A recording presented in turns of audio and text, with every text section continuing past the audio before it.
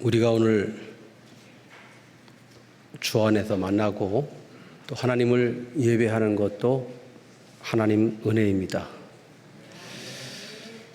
반가운 얼굴을 이렇게 만나뵙게 돼서 참으로 감사합니다. 그림을 보여주시죠. 이 그림은 여러분들이 잘 아시는 대로 렘브란트가 그린 탕자의 귀향이라는 그림입니다. 저는 집 거실에 이 그림을 붙여두고 오며 가면서 보고 있습니다. 볼 때마다 그 하나님의 은혜가 새롭게 느껴지고, 하나님께서 정말 탕자와 같은 나를 얼마나 큰 사랑으로 보살피셨는지, 여기까지 인도하셨는지를 늘 감동하고, 또 이 그림을 보면서 하나님의 은혜를 묵상하고 있습니다.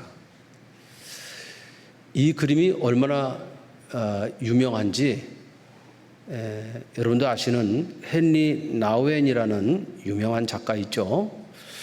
이분이 이 그림에서 영감을 얻어서, 물론 렘브란트가 누가복음 15장에서 영감을 얻어서 이 그림을 그렸고, 헨리 나우엔은 이 그림을 보며 또 영감을 얻어서 탕자의 귀환이라는 책을 썼습니다.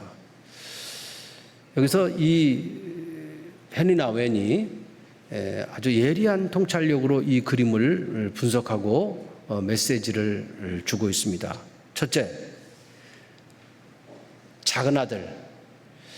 지금 무릎 꿇고 남루한 옷을 입고 무릎 꿇고 있는, 정면으로 바라보지도 못하고 뒷면만 보여주고 있는 저 작은 아들. 작은 아들의 머리를 보세요. 머리가 어떻습니까? 까까머리죠? 머리가 없어요. 머리는 그 한 사람의 그 백발이 영광인 것처럼 머리 자체가 그렇습니다. 그래서 누군가가 이게 머리를, 아기 때는 몰라도 머리를 만진다든지 그러면 기분 나쁘잖아요. 머리는 아주 내 몸에서 가장 소중한 부분인데, 그래서 이 머리를 이렇게 파마도 하고 이쁘게 하고 이러시잖아요. 머리를 가지고 인물을 냅니다. 그런데 이 작은 아들은요, 삭발을 했어요. 헨리 나우엔은 이것이 바로 죄인의 모습, 나는 죄인입니다, 하늘과 아버지께 죄를 지었습니다 하고 죄인으로 돌아온 그 죄수와 같은 그것을 상징하고 있다. 두 번째는 그 발입니다. 이 그림을 잘 보면은, 확대해서 보면은 이 그림은 발은 상처투성이의 발입니다. 신발도 다 떨어진 신발, 형편없습니다. 이 신발과 떨어진 신발의 이 상처난 발은 이 사람이, 둘째 아들이 세상에 나가서 얼마나 고생을 했는지, 괴로웠는지 그 비참한 현실을 상징합니다. 비참한 현실. 이 제 말이 아니라 헨리 나우엔의 해석입니다. 이거 발이 그렇다. 셋째, 이 아들이 아버지 앞에 이렇게 안겨서 이렇게 웅크리고 있습니다. 고개도 못 들고 웅크리고 있습니다. 이 모습을 나우엔은 엄마 뱃속에 있을 때의 그 아기의 모습, 태아의 모습으로 봤습니다. 탕자가 세상에 나가서 많은 고생을 하고 죽을 지경이었다가 아버지 집을 그리워하고 돌아와서 다시 제자리를 잡는 귀향, 집에 돌아오는 모습, 평화의 집, 안식의 집에 돌아왔습니다. 그 다음에 나우엔이 본 것은 아버지의 시선입니다. 아버지는 이 아들이 집을 떠나간 분부터 하도 재산을 나눠 달라고 그러고 독립하겠다고 그러니까 보내긴 보냈습니다마는, 그날부터 아버지는 하루도 편하게 잠자지 못하시고, 그리고 멀리 멀리 동구 밖에 나가서 행여나 오늘은 돌아오나 오늘은 돌아오나 그 기다리는 아버지였습니다. 그 기다리는 아버지, 내 자식이 어디 가서 고생하지는 않나, 죽지는 않았나, 그러면서도 계속해서 기다렸기 때문에 헨리 나우에는 이 아버지의 눈이 나빠졌다, 눈이 물렀다, 눈이 무르도록 아들을 기다렸다는 것입니다. 지금 그 시선으로, 근데 지금 바라보는 시선은 뭡니까? 이 아버지가 멀리서 이제 그 탕자가 돌아오잖아요. 돌아올 때 이런 여러 가지 과정을 거칩니다. 부자로서 돈 많이 가지고 나갔으니까 이제 막 쓰고, 그러니까 많은 친구들이 생겨가지고 먹고 마시고 아주 좋은 세월 보냈습니다.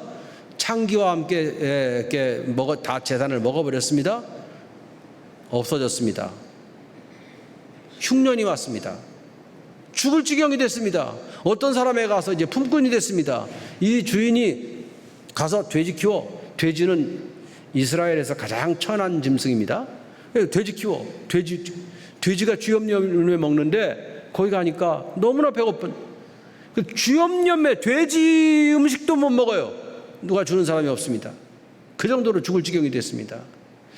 그렇게 죽을 지경이 돼서 아들은 아들대로 하나님의, 그래도 거기서부터 은혜를 받습니다.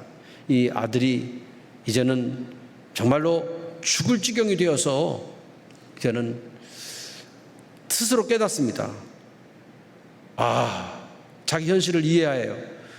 이에 스스로 돌이켜 이르되, 내 아버지 집에는 양식이 풍족한 품꾼들이 얼마나 많은가. 아버지 집을 그리워하기 시작했습니다. 여기 세 가지 동사가 있습니다. 동사 첫째, 돌이켜, 스스로 돌이켜. 마음이 스스로 돌이켜져야 됩니다.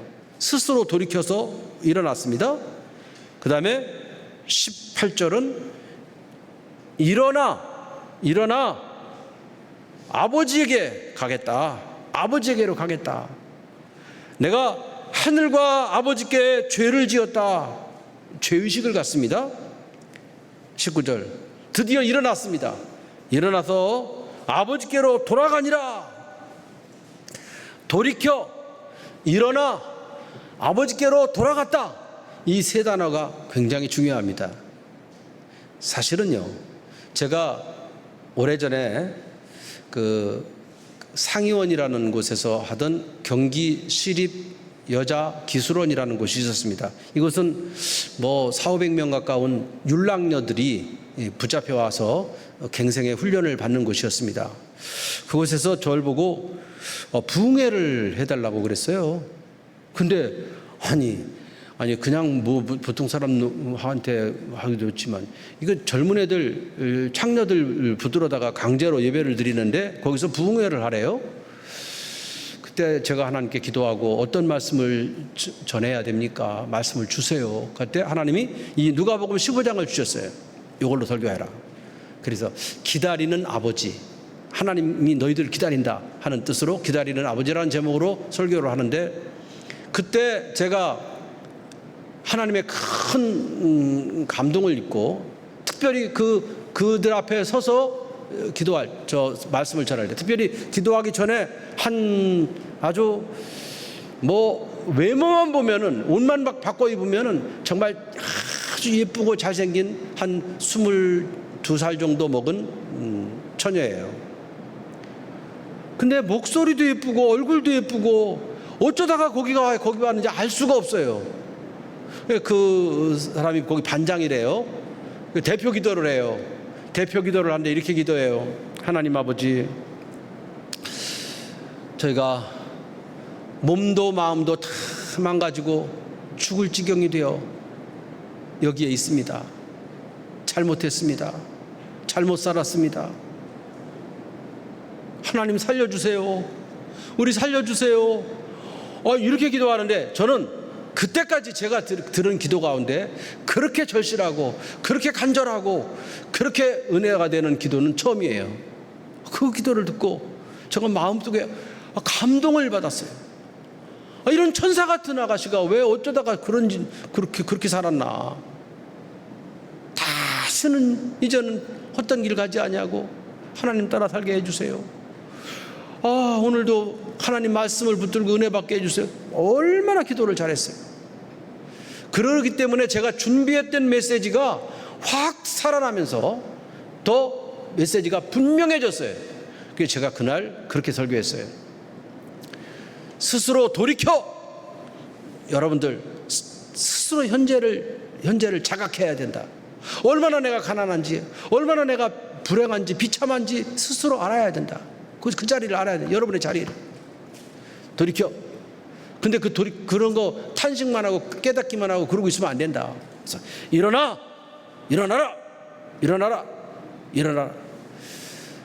어떻게 일어나냐? 내 힘으로 못 일어나. 예수 그리스도의 크신 권능을 의지하고 예수 그리스도의 이름을 부르면서 일어나라. 그 자리에서 일어나라. 그리고 일어나서 이제는 아버지 집을 향하여 돌이켜 아버지 집을 향하여 돌아갔다. 아버지 집을 향하여 나가라. 하나님의 집을 향해서 하나님께로 돌이켜라. 아주 그렇게 간단하게 제가 3가지 설교를 했어요. 그랬더니 그 어떤 곳에서보다도 부흥회보사도도 아주 은혜로운 막 울고 흐느끼고 말씀을 들으면서 계속 그러는 정말 은혜로운 장면을 봤어요. 죄가 많은 곳에 은혜가 많다고요? 진짜 부흥회를 했어요. 하나님께서 역사하셨죠? 근데 이것은 오늘날 우리도 마찬가지입니다. 우리들 다 우리가 잘 살고 또 똑바른 일을 하고 하나님 은혜 받아서 은혜의 길을 가고 있습니다. 얼마나 감사하죠. 그러나 때로는 우리가 어떤 때는요 힘들 때가 있습니다. 어떤 올무에 걸려 빠질 때도 있고요, 상처 입을 때도 있고요, 괴로울 때가 있습니다. 특별히 우리 자녀손들이 어려울 때가 있습니다. 아버지 어머니 말 잘 듣고 선생님 말씀 잘 듣고 다 모범생이죠. 그러나 혹 어쩌다가 이 모범생일수록 마수에 걸려가지고 실수를 한다든지 잘못되면은요 어떻게 처리할 줄을 몰라요. 좀 그런 사람들은 또 그게 습관이 돼서 어떻게 빠져나오고 그럴지 모르지만 아주 순진하고 깨끗한 아이들은 뭐가 잘못되면 못해요. 그러니까 그럴 때 누구를 찾아가요? 제대로 상담자를 찾아가야 되는데 대부분 친구들을 찾아간대요. 제일 먼저. 선생님한테도 안 가고 친구한테 가서 가면 그 친구가 좋은 친구면 또 괜찮은데 나쁜 친구면 어떻게 해요? 그 마귀가 그 아이들을 입을 통해서 야, 너는 이제 한번 버린 몸이야. 끝났어. 너는 이제 할 수 없어. 이제는 우리 편이야. 하나님 집 가? 어디 가? 아버지한테 가서 그런 말해? 너 사람 대접 못 받아. 아무것도 아니야. 그러니 우리랑 살아. 하고 그 악의 소굴로 더욱더 깊이 끌고 들어간다는 것이죠. 아니면은 강물로 뛰어들든지. 그렇기 때문에 우리가 예수 잘 믿는 집안에서 하나님 잘 믿고 키우는 우리 자녀들을 우리가 만약의 경우를 대비해서 이 말씀으로 무장을 시켜야 됩니다. 우리가 천국에 못 가는 것은 죄를 지었기 때문이 아닌 걸 아시죠? 죄를 지어서 천국에 못 가는 게 아닙니다. 회개하지 않았기 때문에 천국에 못 가는 겁니다.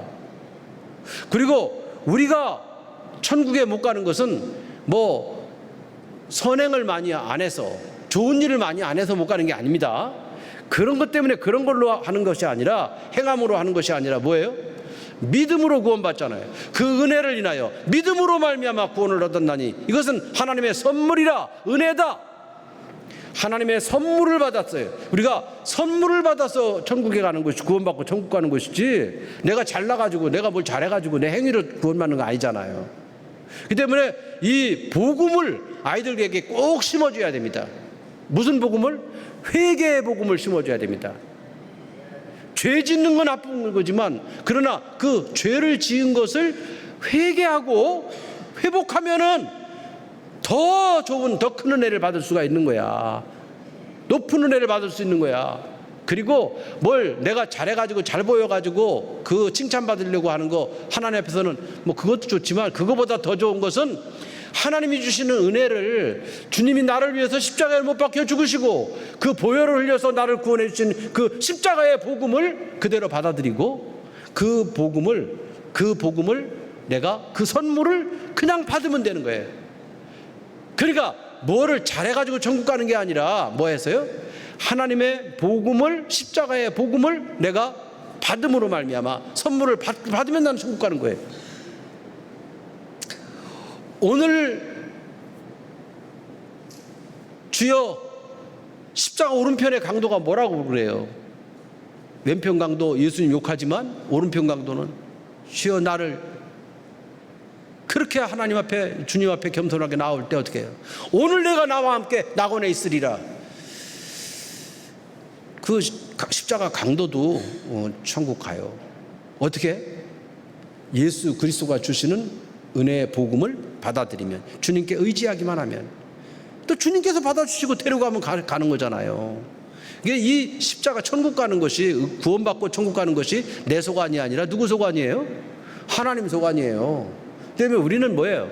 할 일이 없어요. 가만히 서서 하나님의 영광을 보기만 하면 됩니다. 가만히 서서 마음 가운데 평화를 유지하고 가만히 서서, 굳게 서서 하나님을 바라보기만 하면 우리는 구원받는 거거든요. 하나님의 역사는 이루어지는 것이거든요. 기적은 나타나는 것이거든요. 그렇기 때문에 내가 무엇을 하려고 땀 뻘뻘 흘리고 애쓰는 것보다 하나님 앞에 살아야 돼요. 이 복음을 우리가 이해하고 이 복음을 사랑하는 자녀들에도 가르쳐 줘야 됩니다. 제가, 저희 딸이 중학교 1학년이 돼요. 이제 점점 커가잖아요. 그때 제가 딸아이를 이리 와라 하고 무릎에 앉혀놓고 말했어요. 네가 이제 점점 커가니까 점점 이제는 여자로서 완성되어 가는 거야. 근데 다른 건 나 너한테 말 안 하고 딱 한 가지만 내가 너한테 부탁을 할게. 너 무슨 일이 있으면은, 비록 그것이 어려운 일이고 네가 실수한 일이라고 하더라도 그럴 때 제일 먼저 아빠한테 얘기해 주겠니? 그렇게 해라. 아빠 그렇게 할게요. 쉽게 대답하는 거 아니야. 꼭 그래야 돼. 어려울 때, 칭찬받을 일 있을 때, 좋은 일 있을 때야 뭐 말할 거 없이 그 말하죠. 상 받았어요. 뭐 했어요? 말하죠. 그러나 네가 부끄러운 일, 혹시 어려운 일을 당해도 그거를 다른 사람한테가 아니라 아빠한테 제일 먼저 해야 돼. 아빠는 너를 위해서 목숨을 걸고 죽을 수도 있는 사람이 아빠야. 그러니까 아빠가, 네가 너는 해결 못해도 아빠는 쉽게 해결할 수 있는 일이, 쉽게 해결될 수 있는 일일 수도 있어. 너를 보호하고 감싸고. 그렇게 해라. 그랬어요. 딸이니까 그랬어요. 딸을. 아들도 마찬가지죠. 아들도 그때 아들에게도 그랬어요. 그래 아이들이 뭐든지 다 이야기를 했어요. 근데 나중에 보니까요, 저희 아이들이 사춘기라는 것이 없이 지나가더라고요. 반항하거나 저항하거나 그런 거 없이 맨날 예예하고 그러면서 아주 해피하게 그 때를 넘겼어요. 애들이 그러면 공부도 잘해요. 이상하게 정신이 헷갈리지 않으면 공부도 잘해요. 제가 한 것처럼 여러분도 사랑하는 자녀들에게 꼭 무엇을 가르쳐요? 뭐 이것저것 해야, 뭐 율법적으로 이거 해라 저거 해라 뭐 어떻게 해라 뭐 해라, 뭐 할 거 많아요. 그렇지만 그건 다 부분적인 것이고 지엽적인 것입니다. 제일 중요한 것은 뭐예요? 아이들에게 십자가의 복음을, 예수 그리스도로 말미암아 사는 길을, 잘못할 수도 있어. 그러나 잘못하더라도 회개하고 돌아오면, 그 자리에서 돌이켜 일어나서 아버지께로 향하여 나가면은, 그러면 우리는 사는 거야. 이게 복음이야.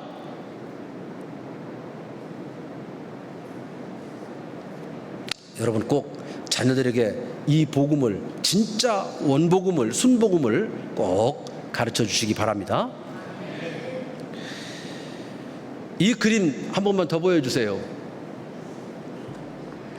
이 그림을 보면은 저 배경이 어둠이죠. 그 앞에 환난하고 거기 주인공들이 있습니다. 물론 주인공 둘째 아들 탕자가 있습니다. 그리고 또 다른 주인공이 있죠. 누구예요? 탕자를 끌어안고 있는 아버지입니다. 여기 또 주목하세요. 아버지의 손이 어떻게 하고 있어요? 아들을 이렇게 끌어안고 있죠. 근데 잘 보면요, 아버지의 손이 다르대요. 이것도 헨리 나우엔의 해석이에요.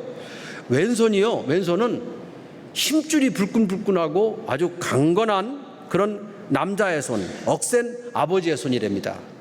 근데 오른손은요, 아주 부드럽고 아주 매끈매끈한 그런 위로의 손, 어머니의 손이랍니다. 그러니까 이 아버지라고, 기다리는 아버지라고 되어 있지만 이 아버지에게는 아버지만 있는 게 아니라 뭐도 있어요? 어머니도 있다 이것이죠. 어머니. 그래서 이 아버지의 강한 손이 너를 안아준다. 엄마의 이 따뜻한 손이, 부드러운 손이 너를 위로하고 품어준다 하고 지금 품고 있다는 것입니다. 헨리 나우엔은요, 영적인 천재예요.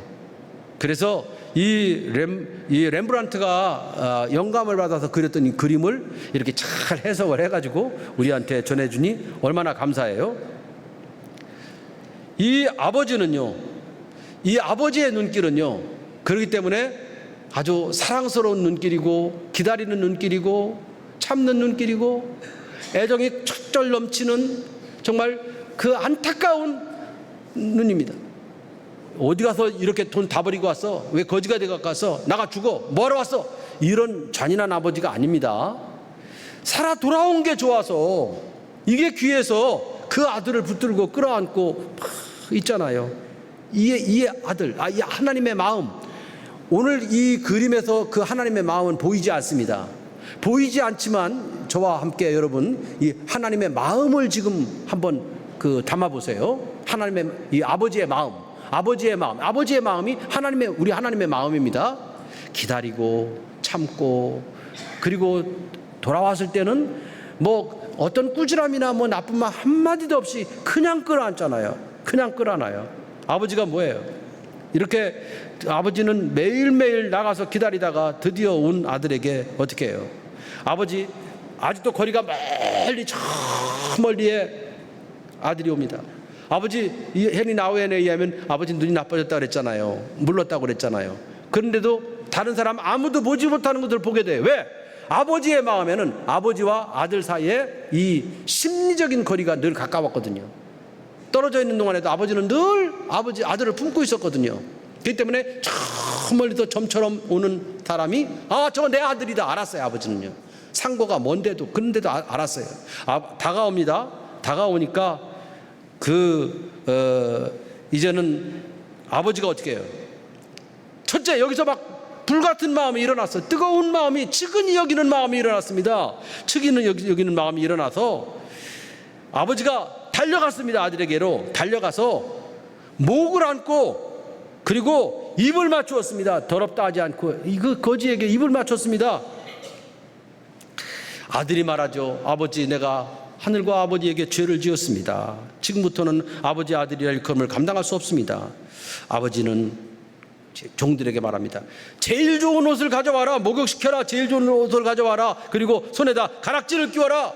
발에다 신을 신겨라. 모든 권위를 다시 회복시켜라. 아들로서의 권위를 회복시켜라. 살진 송아지를 끌어다가 잡아서 잔치를 벌여라. 할렐루야. 여러분, 이 아버지의 마음을 지금도 가지시고 이 아버지의 마음을 여러분 가슴에 꼭 담으시기 바랍니다. 이 아버지, 이런 따뜻한 아버지가 우리 하나님이에요. 우리는 이 하나님께 나가는 것입니다. 이 하나님을 예배하는 것입니다. 그렇기 때문에 언제든지 잘했을 때도 하나님의 집에 와서 예배하고 하나님 앞에 나가지만 뭐 못했을 때도, 부끄러운 일이 있을 때도, 뭐 그럴 때도 하나님 앞에 나오는 겁니다. 돌이켜서 일어나서 하나님께로 나와서 하나님께 매달리면 하나님은 어떻게 해요? 목욕시켜 주시고, 입 맞춰 주시고, 옷 입혀 주시고, 그리고 반지 끼워 주시고, 신발 신겨 주시고, 완전히 회복시켜 주시는 아버지. 할렐루야. 그 하나님, 우리 하나님을 찬양합니다. 또 그림 보세요. 저 그림 옆에 아버지처럼 빨간 옷을 입고 서 있는 또 한 사람이 있죠. 이 붉은 옷, 자색 옷을 입는 것은 존엄과 아주 귀족, 왕만 입는 옷이기 때문에 이건 아주 귀한 것입니다. 이 귀한 옷을 입고 있는 또 하나의 귀인이 있잖아요. 이 사람 누구예요? 수염을 기른 큰아들입니다. 근데 이 아들은 아버지와 달라요. 아버지가 저렇게 작은 아들을 끌어안고 막 탕자 끌어안고 좋아하고 기뻐하시는데 이 아버지와 달리 큰 아들은요, 아주 냉정하고 차가운 시선으로 바라보고 있습니다. 큰 아들은요, 율법의 눈으로 동생을 보고 있습니다. 아버지의 재산을 창기와 함께 먹어버린 탕진한 그리고 빈손으로 돌아온 이 동생, 나 용납 못해 나쁜 놈, 나가 죽지 뭐하러 왔어, 이런 심판의 눈으로 바라보고 정죄하고 판단합니다. 그러나 아버지는요, 사랑과 자비의 눈으로 아들을 봅니다. 율법의 눈으로 보는 것과 은혜의 눈으로 보는 것은 얼마나 다른지, 여기 바로 아들, 큰 아들은 율법의 눈, 아버지는 은혜의 눈, 은혜의 눈으로 보시는 것입니다. 창기와 함께 다 버리고 온 아들, 아버지는요, 이 큰아들 막 불평합니다. 아버지, 이게 웬일입니까? 이게 뭐 하는 짓입니까 지금? 내가 아버지 말 잘 듣고 집에서 아버지 순종하고 살았는데 나를 위해서는요, 염소 새끼도 하나 잡아가지고 친구들하고 잔치해라, 이런 일 없으셨잖아요. 그러니 아버지 재산 다 먹고 온 놈, 이놈을 위해서 뭐? 창기와 함께 삼켜버린 이 애를 위해서 잔치를 벌인다고요? 살진 송아지를 잡는다고요? 말도 안 돼요. 막 불평하는 겁니다. 아버지는 용서와 사랑으로 둘째 아들을 아주 이 속에서부터 끌어나온 뜨거운 마음으로 아들을 맞이하고 영접했습니다. 그리고 큰아들에게 말합니다. 너는 항상 나와 함께 있으니 내 것이 다 내 것이야. 이 동생, 네 동생 죽었다가 살아왔잖아. 내가 잃어버렸다가 다시 찾았잖아. 그러니 우리 즐거워하고 기뻐하는 것이 마땅하다.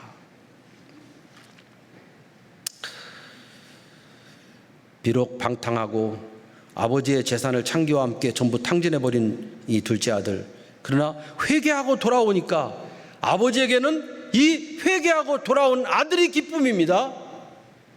옆에서 잘난 척하고 나 이렇게 했어요, 나 잘못한 거 하나도 없어요, 뭐 왜 나를 위해서 잔치 안 해줬어요 하고 불평하고 있는 이 큰아들, 아버지에게 지금 불편한 존재입니다. 아버지에게는 이 회개하고 돌아온 아들이 최고입니다. 율법의 눈으로 돌아보면 돌아온 탕자는 용납할 수 없습니다.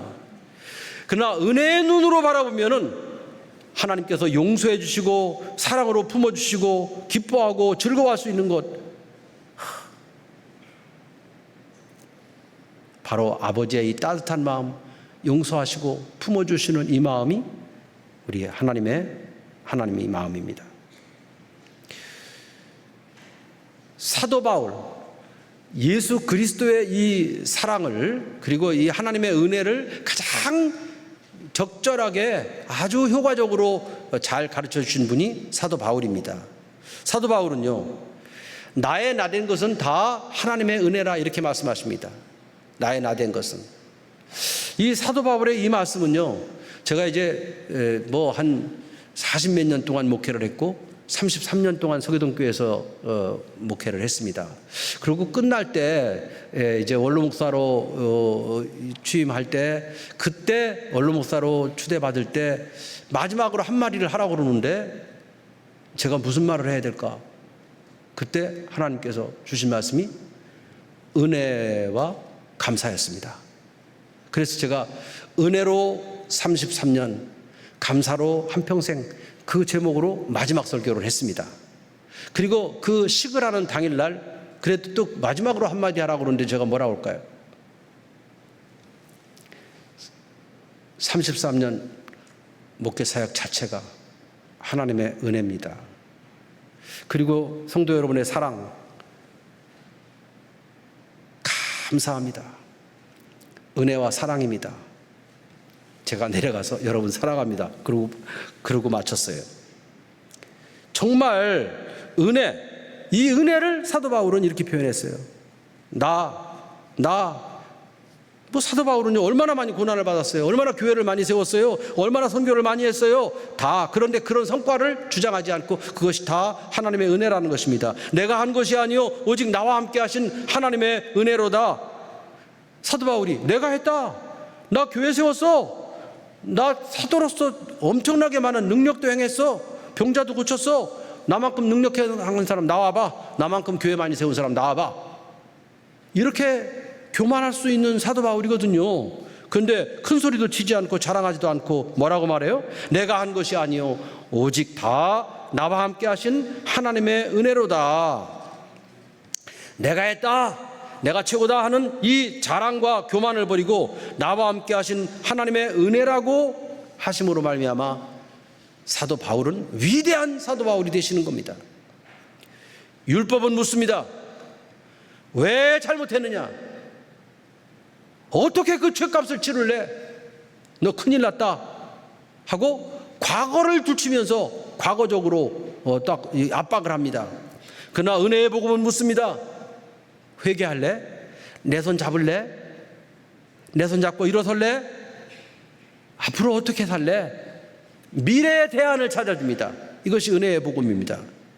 율법은 과거의 올무에서 꼼짝 못하게 합니다. 넌 끝났어. 넌 죽었어. 넌 이제는 앞으로 희망 없어. 자기도 괴롭고 다른 사람도 괴롭히는 것이 바로 율법이요 율법주의자들입니다.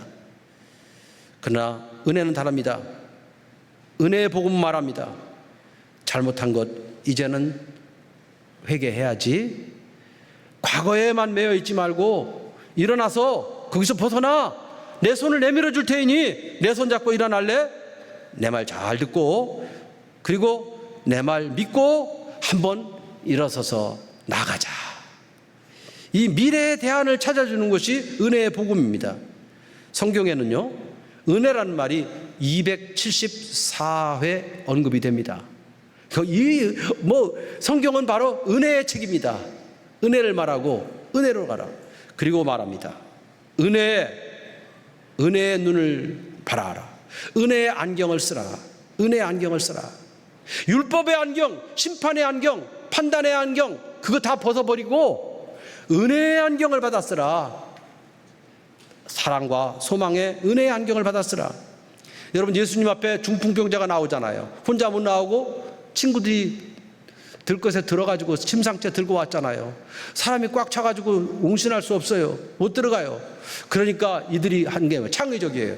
지붕으로 올라가서 지붕을 뚫고 그리고 거기서 상을 내려서 밑으로 내려보냈어요. 만약에 이럴 때 율법주의자들은 뭐라고 말해요? 율법주의자들, 심판하는 사람들은 뭐라고 말해요? 순서를 지켜야지. 뭐 하는 거야 지금 새치기? 예의도 몰라? 너희들 앞에 얼마나 많은 사람들이 있는데 그거 다 제끼고 이렇게 올라오고 그래? 나쁜 사람들 앞에 예수님 앞에 갈 수 있어요 없어요? 만약에 예수님께서 율법의 눈으로 바라보신다면 이 사람들 예수님 앞에 가요 못 가요? 못 갑니다. 이게 뭐야? 남의 지붕을 뚫어가지고 막 재산에 손상을 입히고 그리고 흙 떨어지고 먼지 떨어지고 안 되겠다. 순서 지켜 손해배상해 이럴 거 아니에요. 심판의 눈으로 보면 그래요. 율법의 눈으로 보면. 그러나 주님께서 은혜의 안경을 쓰고 바라보시니 뭐라고 해요? 또 오늘 읽은 말씀이 뭐예요? 삭개오 말씀이죠. 삭개오가요 뽕나무 위에 올라갔어요. 그때 만약에 예수님께서 또 율법의 눈으로 바라보시면 어떻게 해요? 야, 이 건방진 사람 잔머리 굴리고 꼭대기까지 올라가. 다른 사람 아무도 안 하는데 왜 너만 새치기 하는 것처럼 그렇게 위로 올라가고 그래? 내려와. 공중도덕을 지켜야지 말이야. 이 괘씸한 매국놈, 도둑놈, 욕심쟁이 저리 비켜. 이랬을 거 아니에요. 율법의 안경을 쓰신 주님 앞에는 삭개오 나타날 수도 없습니다. 그러나 주님께서는 뭐예요? 은혜의 안경을 쓰고 계세요. 은혜의 안경을 쓰고 계세요. 그리고 중풍병자들을 보십니다. 지붕이 뜯어지고 먼지가 나고 흙이 떨어지고 막 다른 사람에게 피해를 주고 물론 문제입니다. 그렇지만 그거는요 죽고 사는 문제가 아니라 사소한 문제입니다. 사실은 이 친구가 주님 앞에 나와서 구원을 받아야 되잖아요. 그러니까 주님께서 보십니다. 얼마나 오랫동안 자리에 누워서 고생을 했니? 얼마나 괴로웠을까? 얼마나 일어나고 싶었을까? 내 친구들, 사람들의 눈총과 비난이 쏟아지는데도 불구하고 불쌍한 친구를 살리려고 내 앞에까지 나오느라고 참으로 수고 많이 했다. 그 믿음 하나로 정말로 주님 앞에 나오느라고 수고 참 많이 했어. 친구를 살리려는 너희들의 생각이 참으로 가상하고 참으로 갸륵하구나. 소자야, 내 죄가 사함을 받았느니라. 율법의 눈을 가진 바리새인들이 말합니다. 저 사람 누구야? 하나님 한 분만 죄를 용서해 줄 수 있는데 어떻게 죄를 용서한다는 말이야? 참으로 불경하다. 참으로 블레스페미, 불경하다. 이때 주님께서 물으셨습니다. 내 죄사함을 받는다 반 말과 일어나서 상을 들고 걸어가라는 말 중에 어떤 게 더 쉽겠어? 물론 말로 하는 게 더 쉽죠. 상을 들고 걸어가라 하는데 안 걸어가면 어떻게 해요? 그건 금방 결과가 나오는 거잖아요. 그러니까 주님은 어려운 표현을 택했습니다. 중풍병자를 향해서 말씀하십니다. 일어나서 네 상을 가지고 걸어가라. 중풍병자 일어났습니다. 상을 가지고 사람들 앞에 걸어나갑니다. 할렐루야. 하나님께 찬양이 돌아갑니다. 팔과 다리에 힘이 생긴 거예요. 기적이 나타났습니다. 다 나았습니다. 중풍병자들 그 친구들의 믿음으로 중풍병자가 나은 것입니다. 주님은 친구들의 무례한 행동이라든가 질서의식, 무질서 이런 거 생각 안 하고요. 뭘 보세요? 생명을 살리는 데 주안점을 두셨습니다. 은혜의 마음으로, 은혜의 안경을 쓰고 은혜의 눈으로 바라보셨습니다. 주님께서는 은혜의 안경을 쓰고 삭개오를 보십니다. 삭개오야, 내가 얼마나 내가 보고 싶으면 그 높은 뽕나무까지 올라갔니? 조심해라. 속히 내려오너라. 오늘 밤 내가 너의 집에서 너와 함께 잠을 자겠다. 삭개오의 마음을 살펴주시는 주님의 그 따뜻한 눈빛 속에서 이런 말이 포함되어 있는 것이죠. 내가 너의 친구가 되어줄게. 누가 뭐래도 나는 너를 상대해 줄게. 너의 슬픈 사연을 들어줄게. 너의 그 답답한 마음 내가 풀어줄게. 너의 그 아픈 상처를 내가 싸매줄게.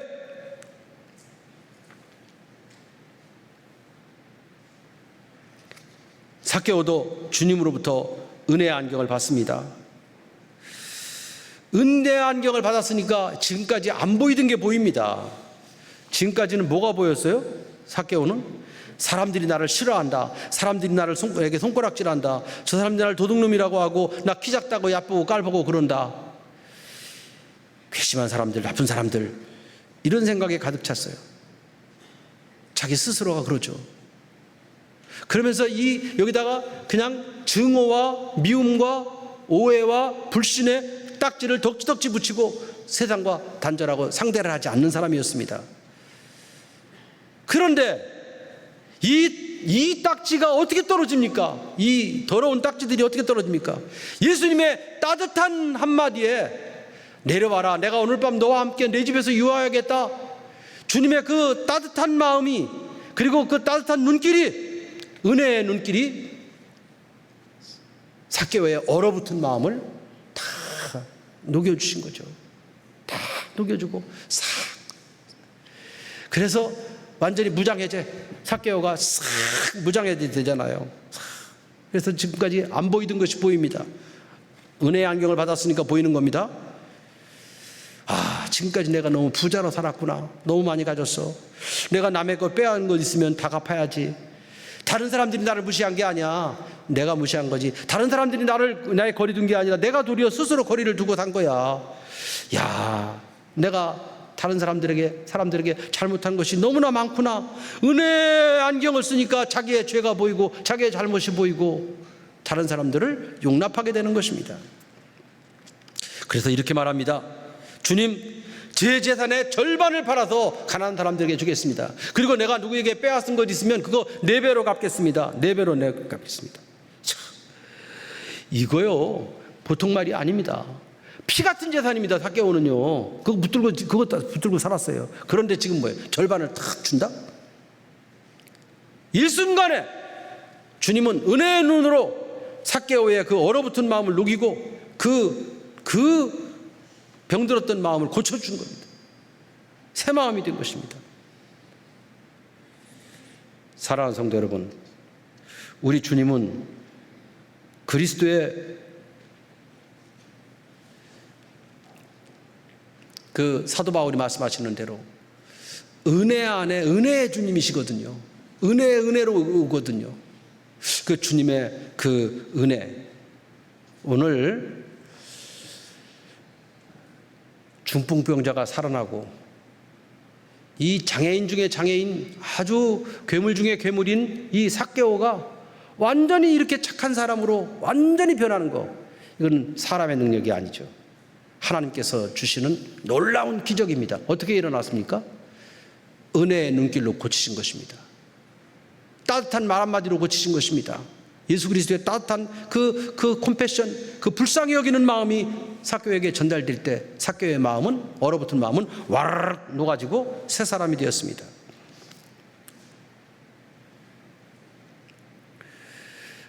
여러분, 이제 말씀을 마치려고 하는데요. 저는 은퇴 후에 1년 반 동안 조그만 교회를 다니면서 설교를 했습니다. 이제 모처럼 만에 제가 큰 교회 와서 설교를 하는 겁니다. 그래서 늘 설교할 때보다 조금 어색하긴 어색해요. 그렇지만 작은 교회 가니까 거기에 은혜가 있더라고요. 초대교회 같은 모습들이 있더라고요. 기도도 간절하고요. 그래서 5명, 10명, 20명 그런 모이는 교회 다니면서 제가 그 목사님들을 격려하고 위로하며 그렇게 살았어요. 근데 그분들이 은혜를 물론 받지만 제가 또 더 은혜를 받아요. 제가 은혜 받아요. 은혜 받고 그 따뜻한 마음, 정말 예수 그리스도의 따뜻한 마음이 제 마음 가운데라고요. 제가 평생 동안 큰 교회에서, 안정된 교회에서 잘 살았으니 이제는 정말 그 작은 교회 가서 그것을 섬기겠다. 그래서 그 고생하고 수고하는 목사님들에게 약간의 위로라도 또 도움이라도 줄 수 있다면 그렇게 해보겠다. 그렇게 기도했더니 그렇게 길이 열려서 제가 그렇게 가서 설교를 했습니다. 그런 가운데 깨달은 것은 하나님의 은혜는 교회의 크고 작음에 있는 것이 아니다. 도리어 큰 교회는 상당히 시스템으로 움직이고 뭐 그러니까 거긴 또 거기대로 더 좋은 곳이 편리함이 있는데, 조그만 교회는 여러 가지 없는 것도 많고 가난하지만 그러나 그 원초적인 복음, 하나님 향한 뜨거운 마음은 거기가 더 강력한 것 같아요. 작은 교회들이요. 간절해요. 은혜의 눈, 이제 여러분들이 쓰고 있는 안경, 그것이 미움입니까? 질투입니까? 시기입니까? 비판입니까? 어떤 그런 안경들, 오래 믿을수록 이것이 안 벗겨진 사람들도 있어요. 이건 해야 된다, 안 해야 된다, 율법적인 판단만 많이 할 수도 있어요. 근데 오늘 은혜의 복음을 들으시고 여러분들 지금까지 쓰고 있던 그 율법의 안경, 심판의 안경은 벗어 던지십시오.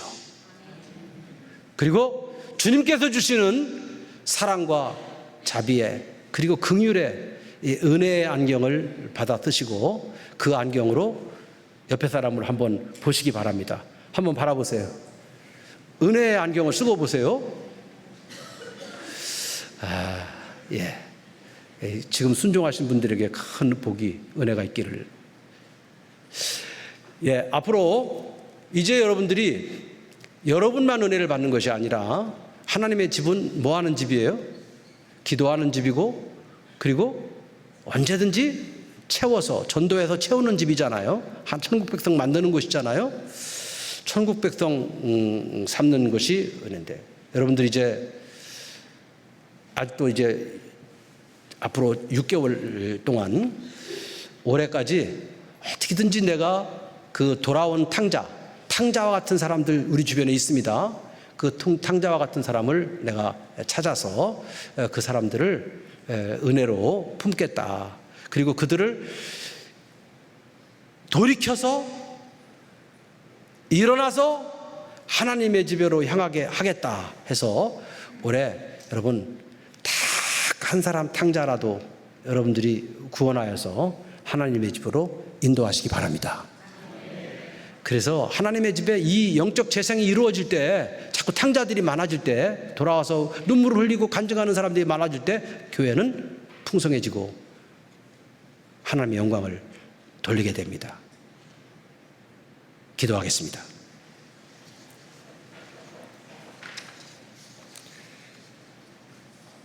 하나님 아버지, 이 동막교회가 얼마나 역사가 깊고 또 은혜가 풍부한 교회인지요. 간절히 원합니다. 이제 우리 성도들 마음 가운데 그리고 눈에 씌어 있는 미움과 시기와 질투와 비판을 일으키는 이 율법의 안경은 다 벗겨주시고 사랑과 배려와 용서와 소망과 화평을 보여주는 은혜의 안경을 다 쓰게 하여 주시옵소서. 예수님 이름으로 기도하옵나이다.